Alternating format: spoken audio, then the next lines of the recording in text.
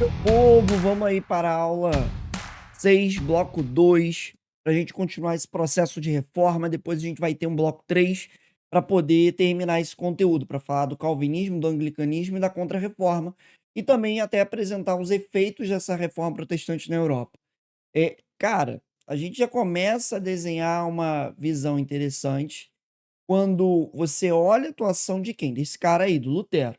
A gente já comentou sobre alguns pecados feitos pela Igreja Católica, a venda de indulgências, a venda de relíquias sagradas, a simonia, a venda de cargos eclesiásticos, favorecendo gente poderosa, criando assim laços com a nobreza, com o segundo estado. Você tem também o nicolaísmo, você tem N elementos que mostram que a Igreja Católica ela estava interessada em poder. Ela estava aí marcada pela ideia do poder religioso nesse sentido e temporal. Então, você tem um Lutero, que é um monge agostiniano, que acreditava que a salvação deveria vir pela fé. E você vai ter um Lutero que vai se incomodar muito com a postura da Igreja Católica. Ele era professor na universidade lá na Saxônia, e ele era um professor de uma cátedra religiosa, e aí o, Lutero, lá na catedral de Wittenberg, ele vai se incomodar. E quando o Papa Leão X, na época, queria construir a Basílica de São Pedro, determina a venda de indulgências para arrecadar dinheiro e, com isso, estabelecer a construção da basílica, o Lutero vai lá e vai responder. Vai colocar na porta da Catedral de Wittenberg as 95 teses e vão mostrar os diversos argumentos do Lutero contra vários princípios errados da Igreja Católica. Então, o Lutero, ele é um cara nascido no século XV, vive até meados do XVI. Ele vai ser um cara que já defendia uma Igreja Católica que deveria atuar de maneira mais humana, no sentido de que ela não podia ficar preocupada com bens materiais, ela tinha que se preocupar com a perspectiva religiosa, parar de olhar a temporalidade. E o Lutero, ele vai se incomodar muito um representante da Igreja Católica, o John Textel, e ele vai ter uma fala que é muito problemática, uma fala até famosa, que é a seguinte: João falava o seguinte, toda vez que uma moeda cai no cofre da igreja, uma alma sai do purgatório. E aí, na visão interpretativa, você está literalmente comprando a salvação. Você está ali abdicando, abandonando esses pecados em troca do bem material. Sendo que na própria Bíblia, eu sempre uso aquela citação do Jesus Cristo, quando ele fala que dá a César o que é de César, dá a Deus o que é de Deus. Jesus consegue diferenciar ali no Novo Testamento de maneira muito clara que o perdão, ele é algo ligado à fé. E aquilo que é material tem que ser dado ao mundo material. E aquilo que é espiritual tem que ser dado ao mundo espiritual. Então, Jesus Cristo, ele tem uma visão de que, olha só, cada um na sua realidade, no seu mundo. Aquela situação que até tem uma discussão se realmente Jesus fez aquilo dele expulsar os mercadores do templo. Vai ter uma discussão, também quando ele pede para um dos seus seguidores abdicar dos bens materiais, o cara vai lá e larga toda a sua riqueza para seguir Jesus. Então, o Jesus, ele representa um cristianismo ligado ao clero regular, ligado ao voto de pobreza, ligado à ausência de bens materiais, ligado a uma prática de boas obras, onde ele auxilia qualquer um, onde ele cuida de leprosos, onde ele opera milagres de pessoas cegas, de pessoas que estão em pecado. Então, Jesus Cristo é um exemplo de humildade cristã. E aí, o Lutero, ele está se amparando nisso. Está falando, olha só, Jesus e a fé. Ele falava que para os seus discípulos tinham que ter fé, né? Quando Jesus volta, dos mortos, você tem um processo de ressurreição, isso tudo a palavra, né? O seguindo o que a Bíblia fala. Eu que já conheço pontos da Bíblia, alguns pontos do Novo Testamento, gosto muito. O Jesus, ele fala assim: olha só, eu vou ascender e vão ser vocês, meus discípulos, que vão dar prosseguimento à minha obra. E os discípulos falam: mas como a gente vai fazer isso? Aí Jesus vai ser a fé e o Espírito Santo. E aí tem a referência de que o Espírito Santo teria surgido na alma desses fiéis, desses discípulos, e eles estariam iniciando aí prontos para operar milagres. Então você vai ter, por exemplo, o Saulo, que perseguia Jesus Cristo, ficou cego, foi curado por um dos discípulos de Cristo. E aí se torna Paulo.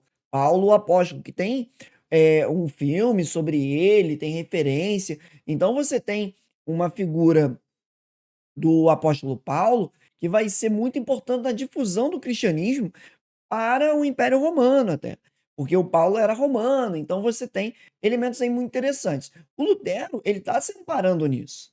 Ele conhece a palavra de Deus, ele estudou o latim, ele conhece a Bíblia e ele se incomoda, ele fala: "Pô, espera aí, tá se fazendo coisas na Igreja Católica ao qual a Bíblia não preconiza, ao qual a Bíblia não fala". Então Lutero, ele vai botar as suas teses, como está aí na imagem, quando eu tiver essa ação do Papa Leão X de querer criar indulgências para financiar a basílica. Dentre as teses, o Lutero vai até falar: olha, por que, que o Papa não paga essa basílica com o dinheiro dele? Por que, que o Papa tem que usar o suor dos fiéis para pagar isso? Isso é injusto. A igreja não cuida dos fiéis.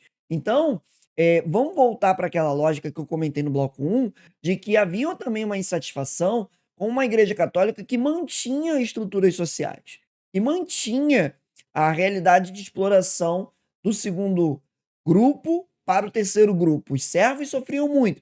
Então, quando vem o Lutero falando essas coisas, é óbvio que os camponeses vão comprar essa ideia. Isso vai dar até uma revolta camponesa conhecida no período chamado Movimento Anabatista. É considerado uma revolta camponesa religiosa. Então vamos lá. De novo, também válido lembrar que uma igreja católica possuidora de terras, o nobre alemão vai maldar isso e vai falar: pô, eu quero essa terra para mim. Então eu tenho uma nobreza alemã que se interessa nessa crítica à igreja por querer o bem material da igreja. Ah, eu quero professar minha fé, mas eu também estou interessado no bem material. Interessante você pensar nisso, porque eu tenho uma nobreza que se incomoda. No século XV e XVI, eu tenho um movimento pleno na Europa de um absolutismo que questiona esse poder da igreja. Lá na realidade germânica, o Sacro Império Romano Germânico, eu vou chamar de Sirge, Sacro Império Romano Germânico. O imperador do Sacro Império, ele era muito preso à lógica católica. A gente já comentou o fato da Alemanha não ter se unificado nesse momento. E aí vai ser os príncipes que vão colocar a Igreja Católica em xeque. E isso vai fazer com que esses príncipes se apoiem nas ideias do Lutero e comece, assim, a questionar esse posicionamento da igreja. Então vamos lá. Essa imagem eu separei para falar de algumas teses, e aí achei legal. Isso aqui está no livro do Boulos, e tem até a citação, só recortei essa citação e coloquei, então está citado. E aí você tem a tese 24. A maior parte do povo está sendo necessariamente ludibriada por essa magnífica instinta promessa de absolução da pena. De achar que vai botar moedinha de prata e vai resolver o problema. Não, não vai resolver o problema. Então, é interessante você visualizar isso, que o Lutero questiona. Outra coisa que também é legal, pregam doutrina humanos que dizem que tão logo tilintar a moeda lançada na caixa, a alma sairá voando. E aí ele está fazendo referência à fala do João Testel. De, pagou, saiu, valeu. Não, não é assim que funciona, né? 75. A opinião de que as indulgências papais são tão eficazes ao ponto de poderem absolver um homem é loucura. Então, você tem várias teses que mostram um Lutero questionando. Tem uma tese, eu não vou lembrar agora o número, mas ele fala: a salvação não vem pelo poder, pelo dinheiro, vem pela fé, vem pela justificação da fé, pela salvação pela fé. Então você tem um Lutero que coloca em xeque esses elementos importantes. E aí vamos lá, quando Lutero publica suas 95 teses, isso chega a Roma, é óbvio que o Papa Leão X vai falar: mas que porcaria é essa? Que maluquice é essa? Um padre agostiniano pregando que a igreja está errada. E é interessante pensar que o Lutero estava dentro dos quadros da Igreja Católica. E o Lutero queria que a Igreja Católica se corrigisse. Eu não estou falando Lutero querendo criar uma nova religião agora. Lutero está colocando em xeque a autoridade inegável da Igreja Católica, de fazer o que bem entende. E aí o Lutero fala: ei, peraí, tá fazendo um monte de besteira aí. Tá fazendo uma série de coisas que estão erradas. Então nós precisamos se posicionar de maneira em que a igreja tem que se corrigir. Eu quero uma reforma. E aí a igreja, ela não vai seguir esse conselho. O Leão X, ele não vai dar o braço a torcer. Ele vai fazer a bula papal Exsurgi Domini, onde exigia que o Lutero se retratasse. Ó, se retrata ou excomungado. E aí o Papa deu para ele um período de cerca de 60 dias para o Lutero pedir desculpas, se retratar. O Lutero cagou. Lutero estava nem aí, cagou na cabeça do Papa, cagou na cabeça do Leão X e queimou a bula papal no meio da praça de Wittenberg. E aí o Lutero, ele está desafiando a Igreja Católica. E o que pode acontecer? Muito provavelmente ele vai ser morto. Mas não foi o que aconteceu. É muito doido pensar isso. Que se o Lutero tivesse surgido no século XIII, XIV, até no início do XV, ele teria sido morto. Mas quando ele surge no século XVI, questionando o poder da igreja, é início do XVI, 1517, e você tem príncipes, servos, uma galera que está interessada nas ideias dele, ele consegue captar uma proteção. Ele consegue ser protegido nesse contexto. Então você vai ter o Lutero que desafia, e aí você tem o imperador do Cirge, lembrando o Sacro Império Romano-Germânico, Carlos V. É um imperador feudal, é um imperador que tem o seu poder muito sustentado pela igreja, ainda marcado por uma característica muito feudal, muito medievalista, né? Você tem uma Alemanha que não se unificou, como eu falei, é uma série de principados, é uma série de nobres, e você vai ter um Carlos V que vai convocar a dieta de Worms, ou a dieta de Worms. Dieta que do alemão vem a ideia de reunião. Worms, cidade na Alemanha, vai ser o local de julgamento do Lutero, em que o Carlos V buscou uma condenação total dele, para que ele pudesse ser condenado à morte e ser colocado como herege. Consegue-se condenar o Lutero com algumas ressalvas de alguns nobres. O príncipe Frederico da Saxônia, por exemplo, ele não queria que o Lutero fosse condenado. Ele fez de tudo para que o julgamento do Lutero fosse algo protegido, no sentido do Lutero não ser morto indo para Worms. Ele sai de Wittenberg e vai para Worms. Poderia até falar Wittenberg, né? O W tem som de V.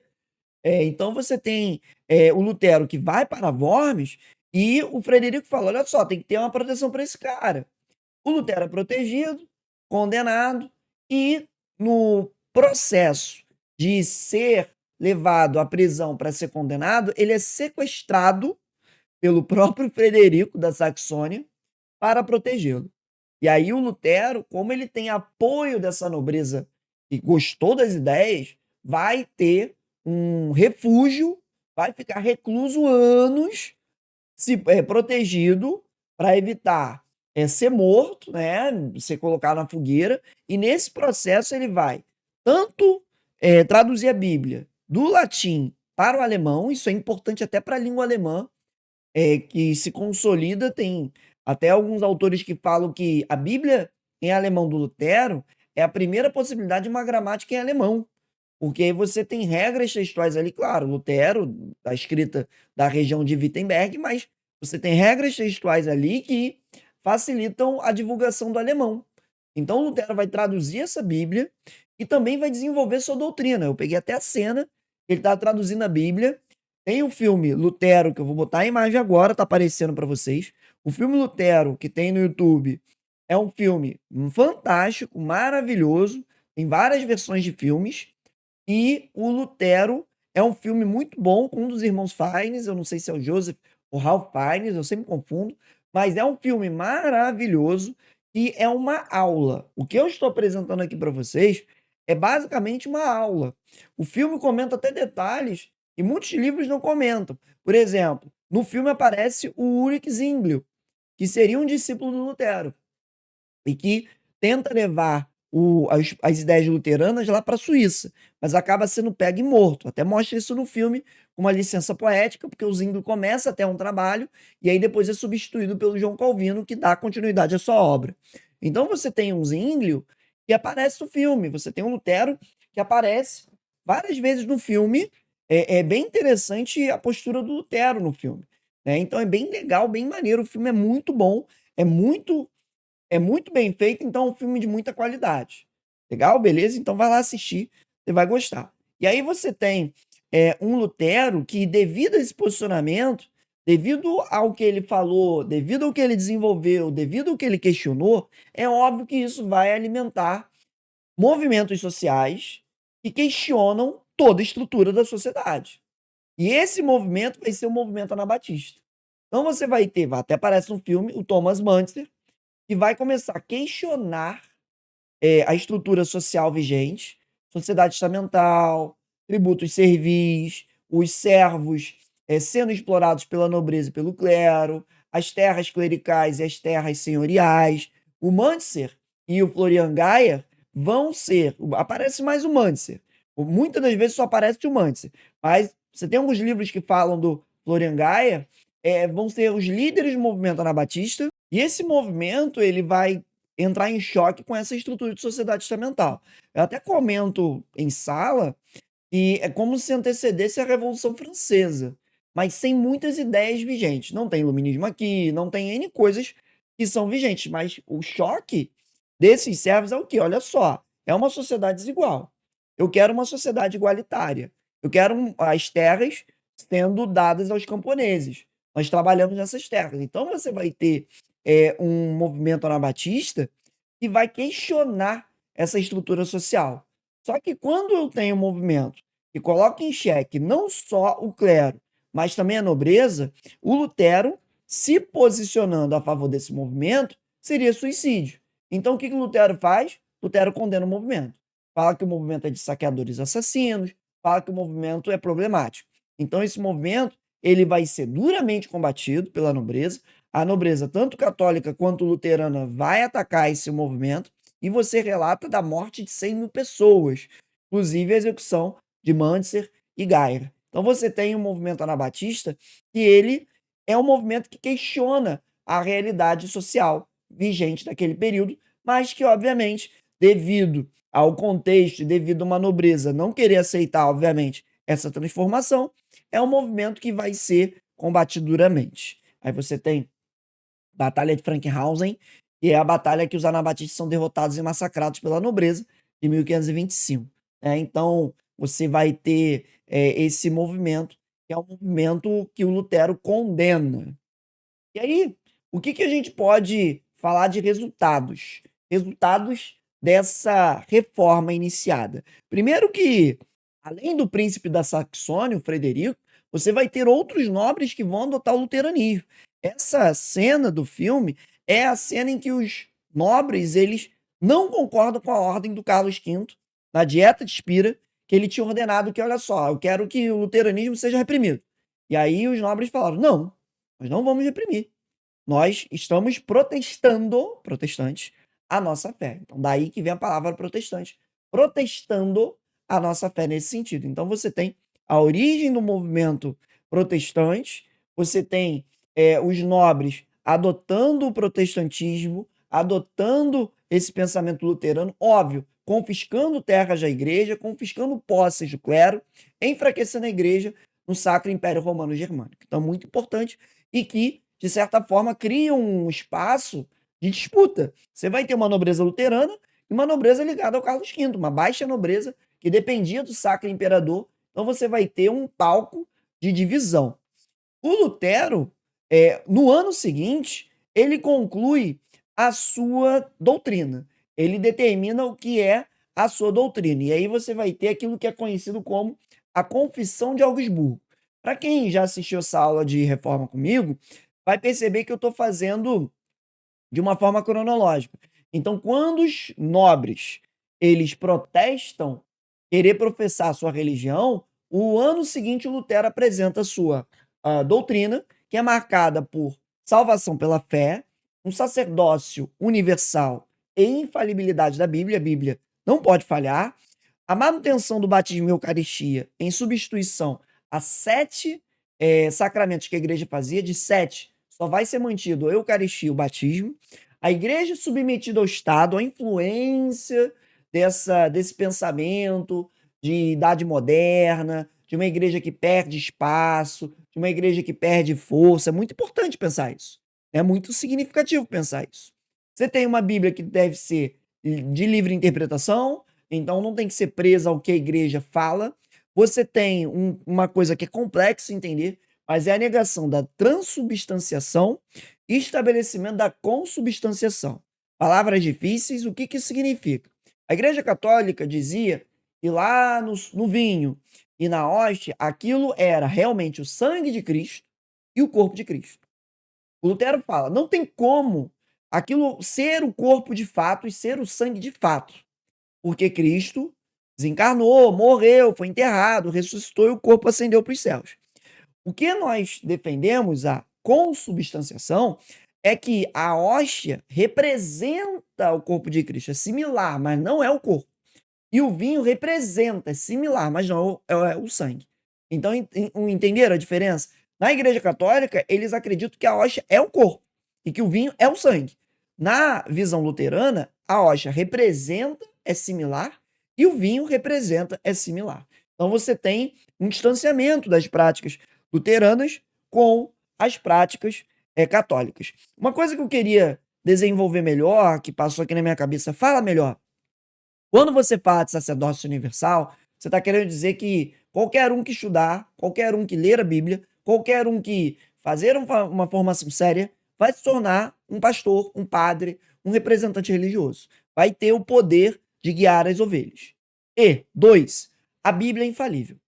O Papa, o pastor, o padre, eles erram. A Bíblia nunca. Então isso é uma crítica direta ao poder do Papa, que, eu sou infalível. Não, a Bíblia é infalível. A Bíblia, somente. Porque os homens, eles podem falhar. E aí, para a gente concluir, você tem o latim sendo substituído pelo alemão na doutrina luterana. Essa é uma característica que se espalha pelos outros reformadores. E aí a gente já tinha comentado isso no bloco 1, de que a reforma ela dá sinais desses estados modernos, quando você tem os reformadores adotando as línguas locais para a realização dos cultos. Então é muito importante essa visão. Supressão do clero regular, celibato e das imagens religiosas, com a ideia de, olha, as ordens religiosas, essa estruturação, ela está errônea, a gente precisa de uma nova formação. E também o Lutero, ele é contra a burguesia, contra o uso do dinheiro, porque na visão dele o dinheiro é instrumento do diabo, o dinheiro corrompe. Eu sempre falo isso porque o Lutero ele não vai ser adotado de maneira difusa na Europa como o calvinismo vai ser. Então, o Lutero, ao condenar o uso do dinheiro, ele cria um cenário em que a burguesia não olha interessada para ele. A burguesia quer uma religião, quer uma perspectiva religiosa que atenda a seus interesses. Então, quando o Lutero adota essa postura, o Lutero ele acaba afastando alguns grupos nesse cenário. Beleza? Tranquilo? Então, importante pensar que o Lutero ele não é bem visto pela burguesia, mas o movimento dele vai possibilitar o surgimento também do calvinismo, posterior, discípulo de Lutero, né, segue as ideias, e lá o calvinismo já vai aceitar a burguesia, já vai aceitar o sucesso, e essa religião vai ser muito adotada por toda a Europa. Então, bem legal, bem importante. Um detalhe que eu já ia esquecendo, e que já está no slide há um tempão, é que a imprensa modernizada, o fato de Johannes Gutenberg ter feito aquele trabalho que ajudou no Renascimento, também vai ajudar o Lutero. E aí você pensa o quanto que isso facilitou a divulgação da Bíblia e dos textos, das teses de Lutero, da Bíblia traduzida, o quanto que isso foi facilitador de divulgação dessas ideias, dessas doutrinas, desses princípios que o Lutero desenvolveu. A informação que eu encontrei é que 300 mil exemplares, cópias, no período foram realizados, o que fez as ideias de Lutero se espalharem assim rapidamente. Então é um movimento que ganha adeptos. E com isso você dá início a um pensamento marcante por várias realidades, não só na Alemanha, mas na França, na Inglaterra, Holanda, Bélgica, Dinamarca, Noruega. Então você vai ter o protestantismo se espalhando, se propagando, o que é facilitado por essa ideia da cópia dessas obras com a modernização feita pelo Johannes Gutenberg. Então vale muito a pena a gente pensar isso. Aí tá esse quadro que tem no Vicentino, é bem legal, que é a xilografura de 1545, que do lado esquerdo da imagem você vê o Lutero. Você tem a pomba branca, você tem o Cordeiro de Deus, você tem o Jesus crucificado, então você tem a fé. E do outro lado você tem o comércio da fé, a Igreja Católica. E aí, você vê que no lado da Igreja Católica o céu tá vindo raio para punir a galera. Então você tem uma postura de uma igreja do comércio de um lado, da igreja luterana do outro. Para a gente fechar, para a gente concluir, né, a divisão que se deu na nobreza alemã, ela não vai ficar só no desenrolo. A partir de 1531 você vai ter uma guerra civil, onde você vai ter a Liga Esmalcalde contra os nobres ligados ao Carlos V. Então você vai ter a Liga Esmalcalde, que é a Liga Luterana, uma liga protestante, contra os nobres do Carlos V. E aí você vai ter 24 anos de uma guerra civil. Desses 24 anos, você vai conseguir a vitória da Liga Esmalcalde para defender a sua doutrina, mas não consegue dominar os territórios da Alemanha. E aí você tem uma situação que favorece ainda mais a cisão, a fragmentação e divisão, que é você ter principados católicos, principados luteranos, e aí como é que se define isso? Define-se na Paz de Augsburgo, e copia o nome da Confissão de Augsburgo, agora é a paz. Lutero já era falecido, Lutero morre em 46, a Guerra Civil acaba em 55, e fica definido na Paz de Augsburgo, cujus regio é jus religio, né? Tal príncipe sua religião. Então, se o príncipe é protestante, religião daquele principado será protestante. Se o príncipe é católico, religião daquele principado será católico.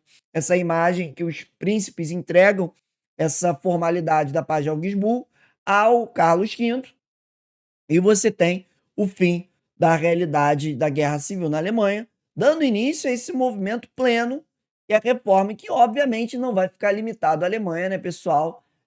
No bloco 3, nós iremos analisar o caso francês, suíço, inglês e a Contra-Reforma, algumas guerras religiosas, para a gente entender como é que tudo isso funcionou, como é que tudo isso influenciou e modificou a Europa num sentido geral. É muito importante a gente visualizar que essas religiões, essas novas vertentes, elas vão incomodar, elas vão modificar muito a Europa.